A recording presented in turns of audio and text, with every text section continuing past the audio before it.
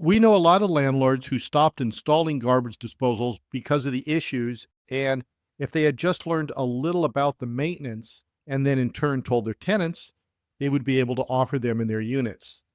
And no garbage disposal means backed up pipes. So take your pick on which you'd rather deal with. Welcome to your Landlord Resource Podcast.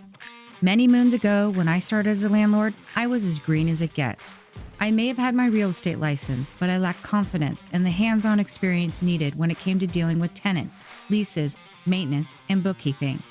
After many failed attempts, fast forward to today, Kevin and I have doubled our doors and created an organized, professionally operated rental property business.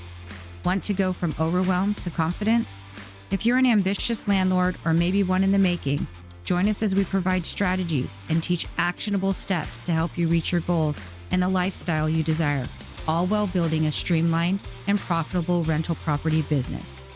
This is your Landlord Resource Podcast. Hello there, landlords. Welcome back to the Your Landlord Resource Podcast.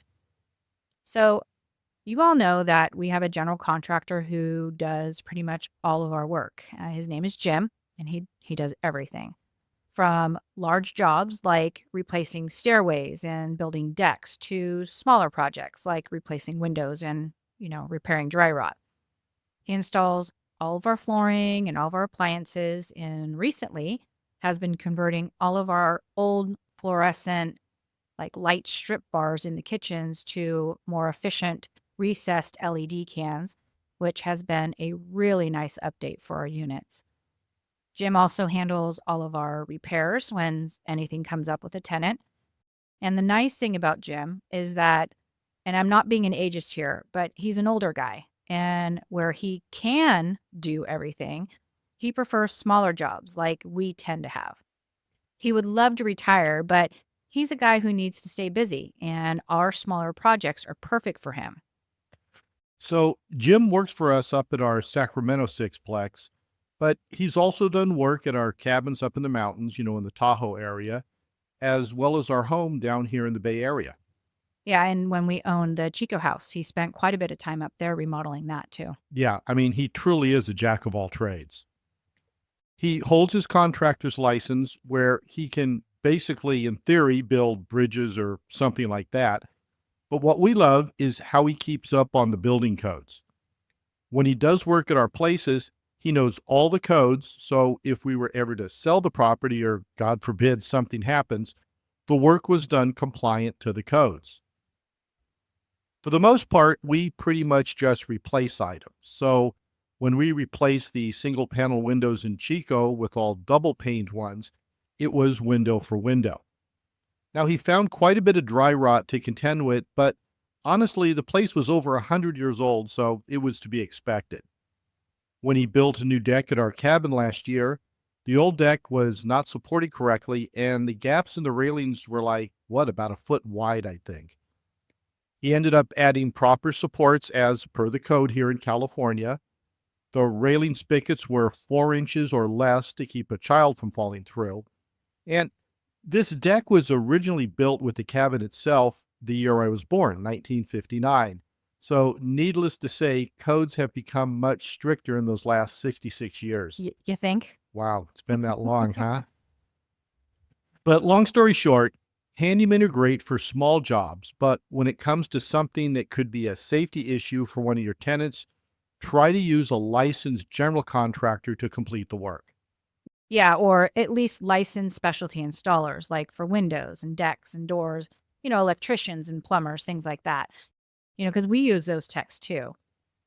Now, with all that said, we have learned a lot from our contractor Jim over the last decade. Not only actual building tips, but also tips on how to find a general contractor and what to know when signing a contract with them. He gave us a lot of good tips when we were looking for help back in Idaho. He's also very knowledgeable about tenant laws with regards to entry notices and communication. So those are some of the things that we're going to be discussing today. And I think we should start with tips on hiring contractors, don't you think? That sounds good to me. All right, let's go. Now, you landlords might not be as lucky as Stacy and I with regards to having a contractor pretty much at our disposal. So, when you have a large project coming up, like say you want to replace your older windows with more efficient ones, or you may want to remodel a kitchen or a bath, his first tip is to get multiple estimates. Don't settle on the first quote you receive. Obtain estimates from at least 3 different contractors to ensure you're getting a fair price. Now, how do you find these contractors? As we often say, by joining a rental property association in your area, a lot of the time they have contractors who are members and do exactly the work you are looking for to be completed. You could also ask other landlords in your area who they use. Real estate agents are great references because they often have contractors go in and do repairs and updates to properties they are getting ready to list. Online or Yelp is another place, but sometimes I get a little weary. I mean, reviews can be hit and miss. A perfectly good contractor can get a bad review if the person they are working for is pretty finicky. Now, sometimes city building departments will have a list of contractors they deal with most often, which is good because if you need a permit, the contractor already has a relationship with the city and knows how to get permits processed quickly. State building license departments should also have a list you can narrow down by city. Is the Better Business Bureau, is that still a thing anymore? I believe it is, but I think the contractor has to be registered with them. At least that's the way it was many years ago when my late husband and I owned that lighting store. And it's more of a marketing thing. I think it was kind of more like a Yelp. It just wasn't online back then. Okay.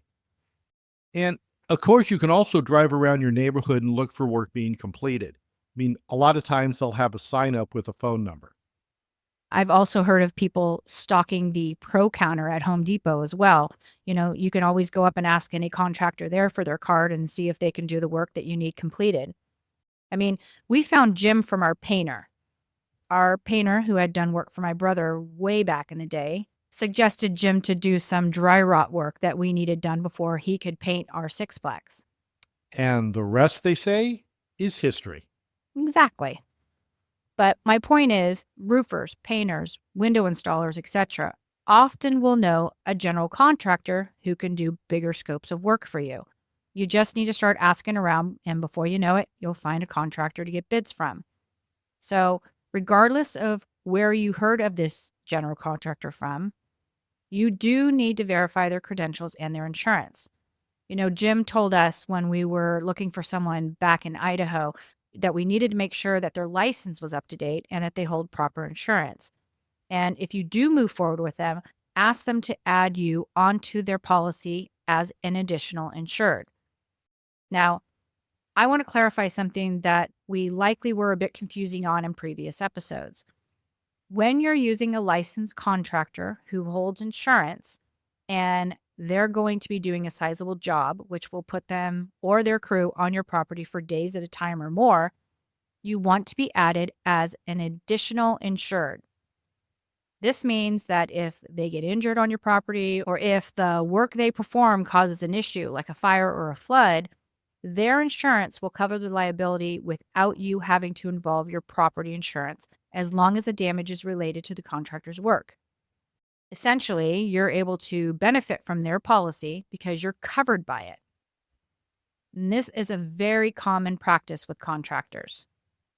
We are listed as additional insured on Jim's policy. We are listed as an additional insured also on our painter's policy. And conversely, when we have discussed renter's insurance in other episodes, which every landlord should require, we have said that as owners, you should be added as an interested party or additional interest on your tenant's renter insurance policy. And that's where you are only going to be informed of the policy status. So if it cancels due to non-payment or they don't renew it, but they continue on as a tenant with you after that first year, you're going to receive a notice of cancellation. Or even when they do renew it, you're going to receive a notice that it's been renewed. And this is all very important to know, and it saves you a lot of time from having to track it down. Many tenants will say that they're going to get a new policy per their requirement, and then they let it lapse. And if you're not an interested party, how are you going to know if that policy lapsed or not? Now, I'll say quickly that when it comes to renter's insurance, landlords usually are not added as additionally insured, like we just explained with contractors. Often it increases the tenant's premium, and it can also create a conflict of interest with that tenant. So landlords should have their own liability insurance. All right, so let me just clarify one more time. So for contractors, you want to ask to be an additional insured party so your property is covered for any issues that arise while they're working on your property. For renter's insurance, you are an additional interest or an interested party for notification purposes only. Whew! And all that because we told you to check their credentials and insurance, right? Yeah, exactly. Now, still while you're basically interviewing the contractor to make sure they are the right fit, you'll want to make sure they will provide a written contract. This contract should define the scope of work, the timeline of the work to be performed, a payment schedule, which is very important, and the responsibilities of each party. Responsibilities meaning you might have to move anything that is in the way of the contractor getting the work done. It could mean your pets have to be contained. If the work involves a neighbor, they might require you to get everything set with the neighbor's side of what's getting done. I mean, think of fencing or tree work being performed on a property line. Make sure that there will be no liens that can be set on your property by subcontractors that the GC uses. The contractor for really large jobs can put a lien on your property just in case they don't get paid. If the contractor uses the subcontractor, which is common, so think about when we remodeled our bathroom in the studio apartment. I mean, not a huge job, so no lien was set, but that's just an example. Jim did the demo and framed everything back up. Then he called a sub to come out and waterproof it by putting tar all over the place. When that was done, he hired a tile guy to come in and install and grout the tile. Now, those subs usually get paid by the contractor, not the property owner. If the contractor fails to pay them after you have already paid the contractor for that service, you don't want to have to deal with a lien on your property from the sub. I mean, it just creates a nightmare. All right, moving on. Once you've selected the contractor, communication is the key. Just like we say with tenants that you should keep records of all communications, do the same with contractors. Document everything. Any changes to the scope of work and payments to invoices need to be noted. Now, I think we should touch on how to handle tenants that are living in a unit while the work is being done. From a simplistic point, like say you have someone working on a leaky faucet, and then the tenant comes in and asks them to also go and fix their broken blinds or a bedroom door that doesn't close properly. You need to know how your contractor or your handyman is supposed to handle that. If they're professional, they should know that they can only repair the work that has been reported, not do any add-ons by the tenant at the last minute. But it's always good to have a plan in place with anyone who works on your rental for when this happens, because eventually it will. Jim always tells our tenants to contact us in writing, usually via text, so that we have a record of what needed to be done. And if we can also approve it while he's still there, he'll handle it. Of course, if it's something dire, like the front door lock isn't working, or there's a shower head leak that's spraying water everywhere when it's in use, he'll just call himself and make sure that he can move ahead with that repair. But when the contractor is doing a larger job and there's a tenant in place, how should you handle that? Say there was an undetected window leak because there was a table under the window and it got missed during the inspection. Now your contractor has to go in and repair the leak and the damaged drywall under the window. You will have to communicate with the tenant about access, timing, noise, messiness, all that stuff.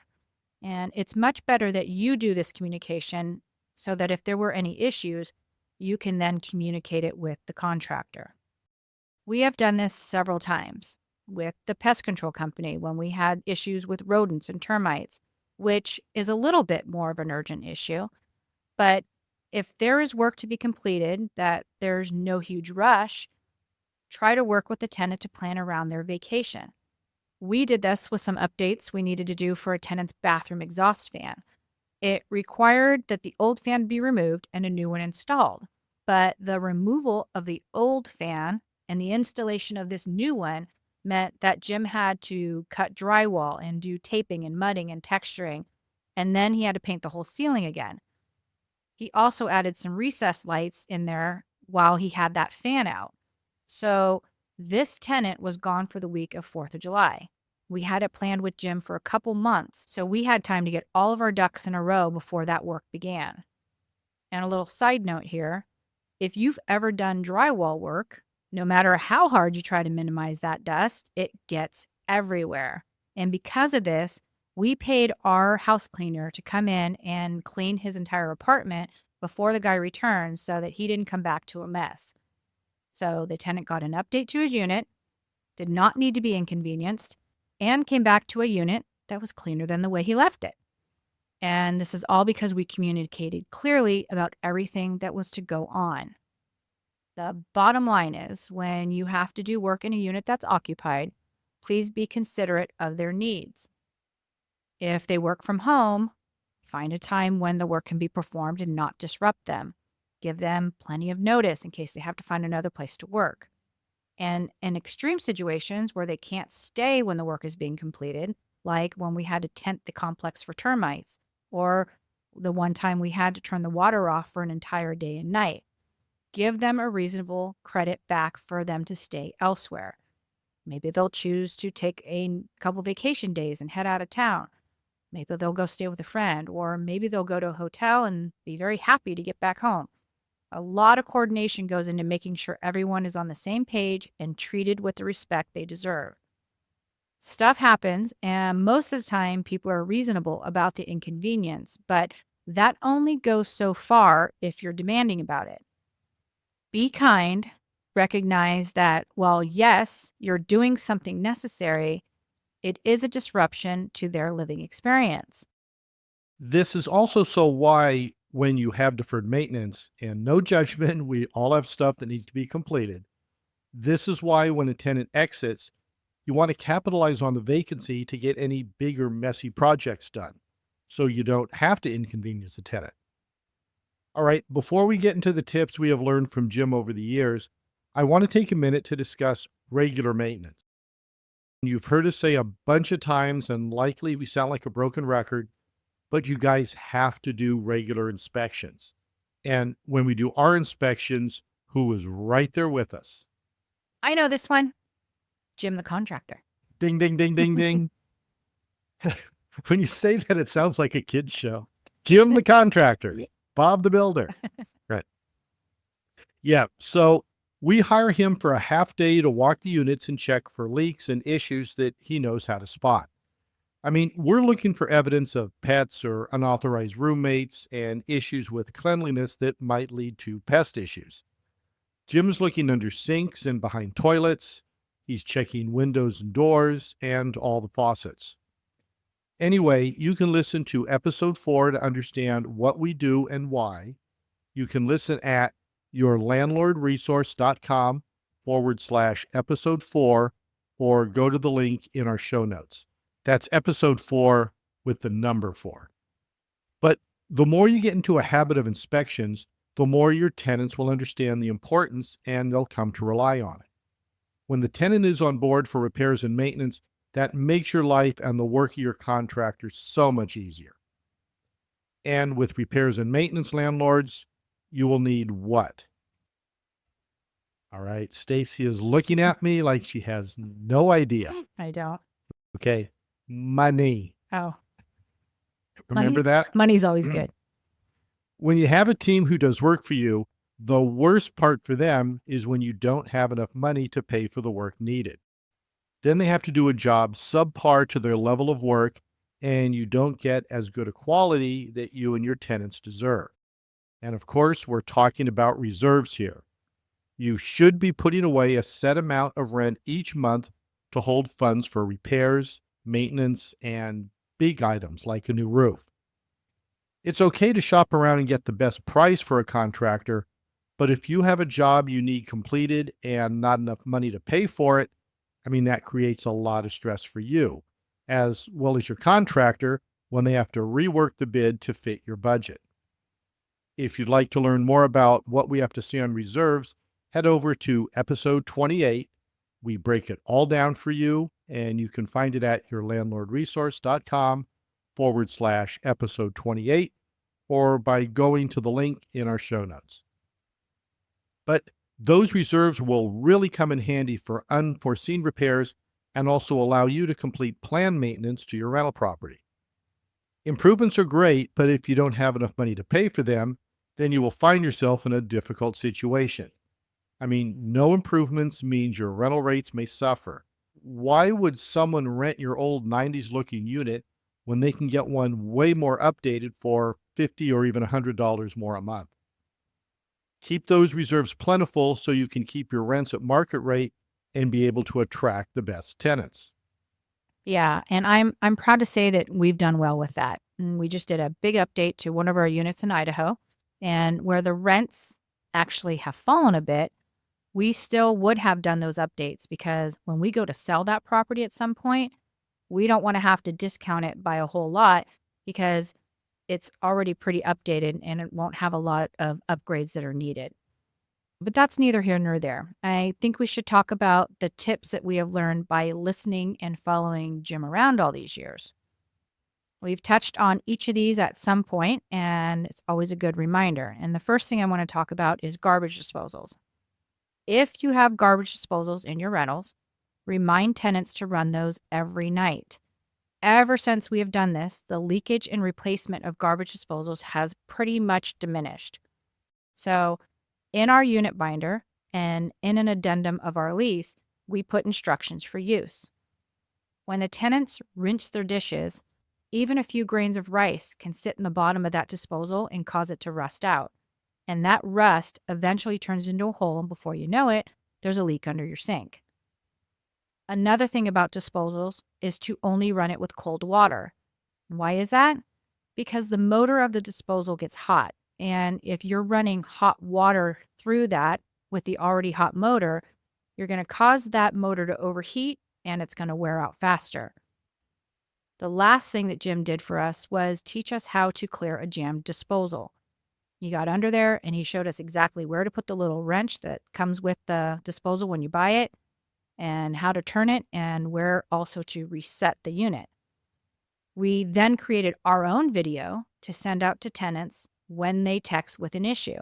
9 times out of 10, that video does the trick and they are thrilled that they get to fix something on their own. And they're also happy that we didn't have to come out to their unit. Yeah, well, I think we're just as thrilled about that. Absolutely. So with every new garbage disposal comes a small wrench, and you essentially crank the motor manually if something gets stuck in there that can't be removed by hand from above. And oh my God, please cut the power to the unit before putting your hand down inside of it. But anyway, this wrench is to be used outside the unit at the base under the sink. We use Insinkerator brand disposals. I believe it's a Badger 5 model. And they come with a universal hex wrench. And if they're tossed during the installation, you can certainly buy them online. We'll link them in the show notes along with that video that we made so that you can check them out. The bottom line is we were replacing disposals left and right. And where, yeah, it's kind of job security for Jim, we were paying around $350 a pop for those replacements. Now that we've implemented these changes and instructions, we have not had to replace one in 3 to 4 years. You know, you just jinxed us, right? Yeah, probably. Everything else seems to be going out. It's about time for those disposals to go now, too. So when Jim replaces a disposal, he uses blue tape to tape the wrench to the side of the kitchen cabinet so it doesn't get tossed.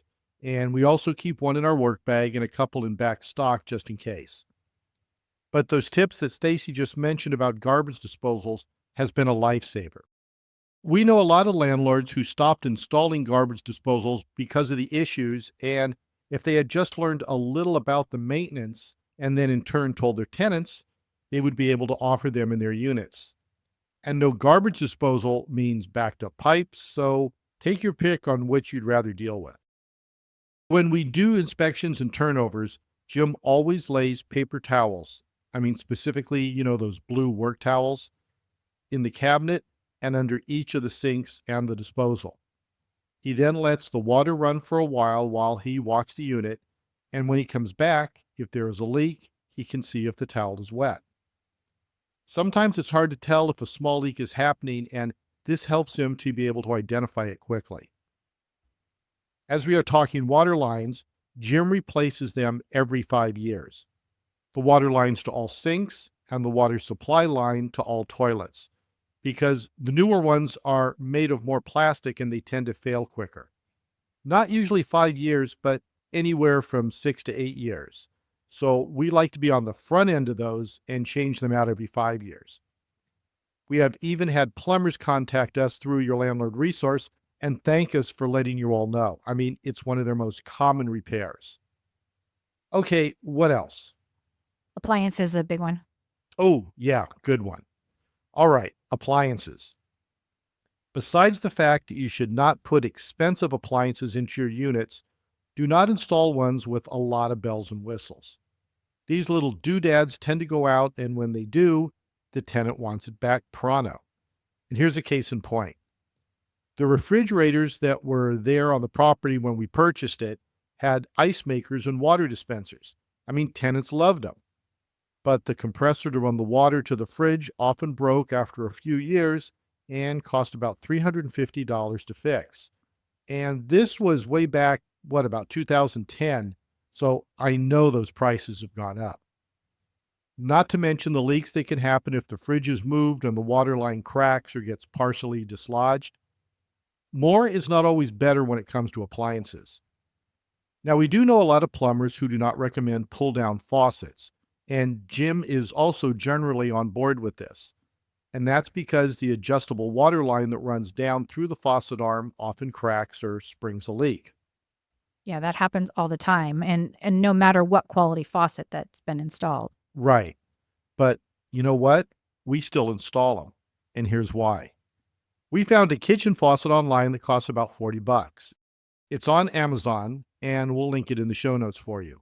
But the bottom line is, it looks really nice, the tenants love it, and so far so good on the durability. Now, for that cost, we can actually replace the entire unit in one fell swoop rather than pay Jim to go out and diagnose the problem, order a new spray assembly, and then go back and repair it. That cost is about the same as the non-pull-down faucet, so for us, in this situation, it's a better deal. We always keep one on hand just in case, and honestly, we have been replacing the Delta and Price Pfister faucets out with this one. Yeah, so far so good. Again, I hope we're not jinxing ourselves. But I want to circle back to appliances. So one tip we were given by our appliance repair person was to always know the make and model of all the appliances in your rental unit. When you call them with a problem, the first thing they're going to ask you to tell them is, what's the make of the unit? And after describing the problem, like say the dryer no longer spins, or your water heater or your heater is having a problem, if you know the model number, often they can pick up the part in advance and repair it right there on the spot. This saves them time and you from having to make arrangements for the repair on 2 separate days. And your tenants are going to really appreciate this. Yeah, that was helpful recently when we had to get that stackable washer and dryer repaired. Okay, a couple more small ones. Electricians recommend that you label your breaker box by number. Yeah, well, electricians nowadays pretty much do that already, not so much in the old days. So that's what they're saying is on the older units, you want to go back and do that. Okay, so let's say the kitchen is breaker number 1, the bathroom is breaker number 2, and so on. On the back of the plate covering your switches and plugs, use a Sharpie to write that breaker number. That way, when you have to go in and change out a light fixture or replace a failing GFI plug, you will know which breaker to flip and cut the power. And if you're not doing the work, whomever is will really appreciate this. Time is money, so the more time it takes them to diagnose the issue, the more you pay. Yeah, and this is a similar tip to the one that our painter gave us.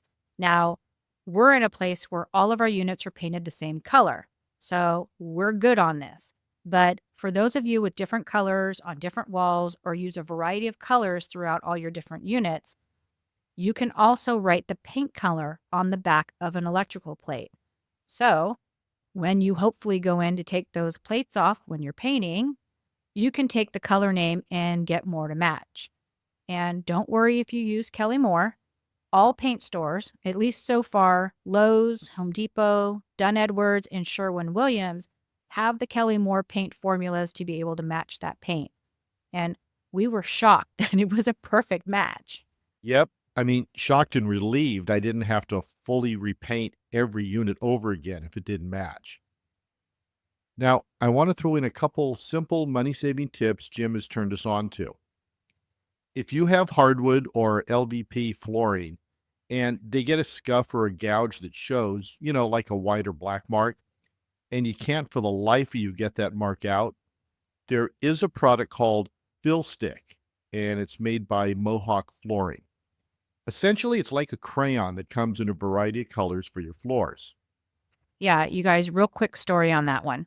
So we have a couple of studio apartments, and one tenant had asked permission to have his weightlifting kit in the unit and had a rubber mat under it, and we didn't think it was any problem. However, when he moved out, there were a couple of long white, I guess you'd say, scuffs on the LVP flooring, and we have no idea if it was the weightlifting stuff or something else, but it was right in the middle of the room, very easy to be seen and noticed. So when Jim was in there doing some deferred maintenance after the guy had moved out, he asked, "Do you want me to fix the scuffs on the floor?" And Kevin and I were a little confused, and we were looking at him like, "You mean take the damaged plank out and replace it with another piece?" And he goes, "No, for like $5 or $7, I can buy a fill stick and see if I can make it less noticeable that way." You guys, the results were amazing.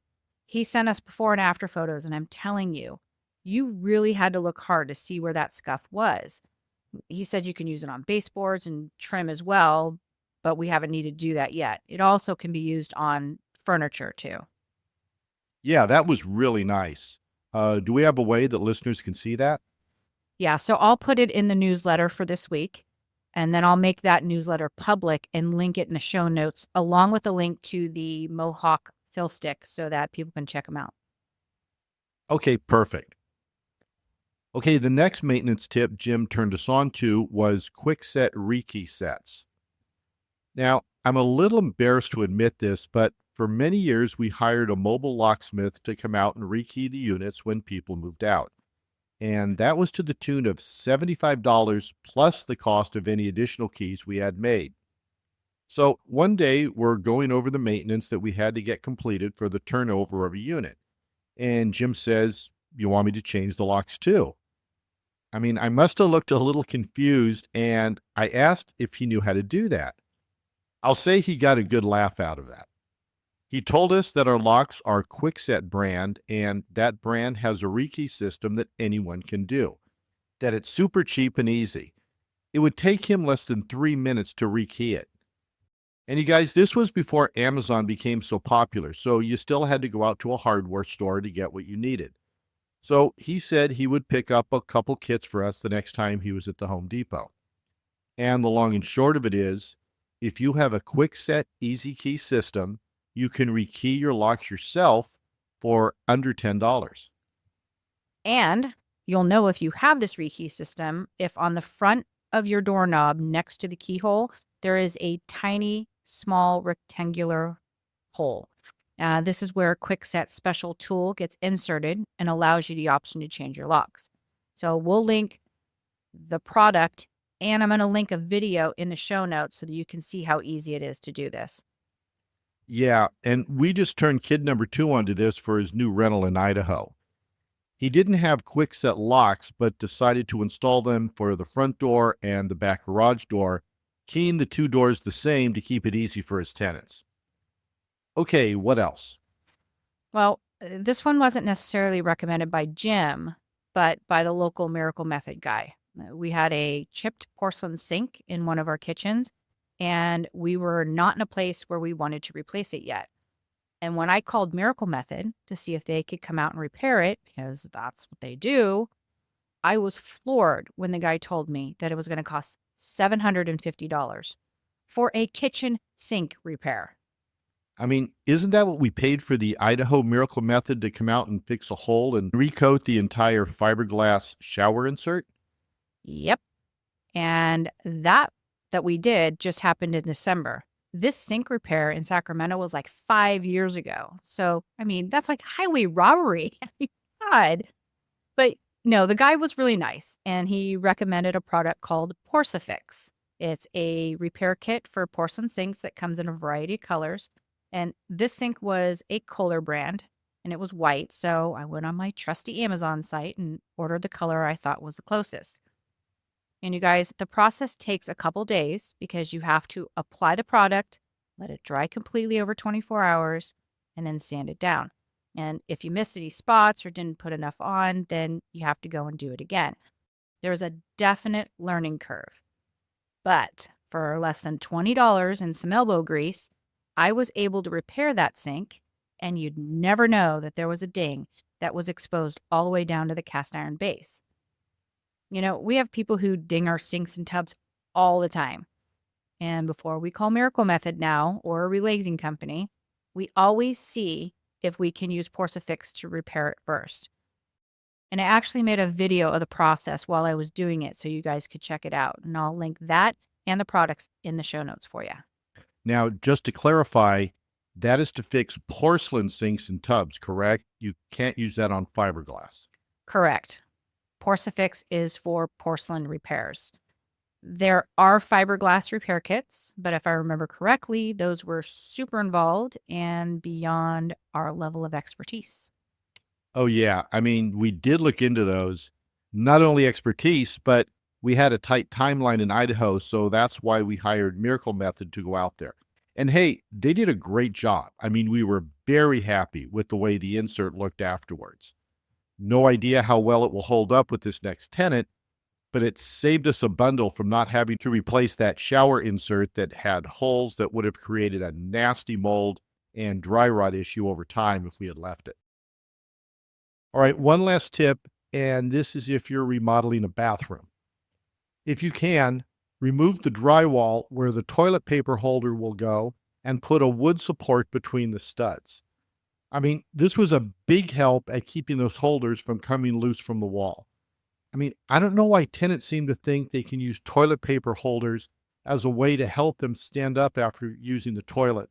But man, oh man, if our toilet paper holders are not screwed into the wall with wood backing, they always come loose.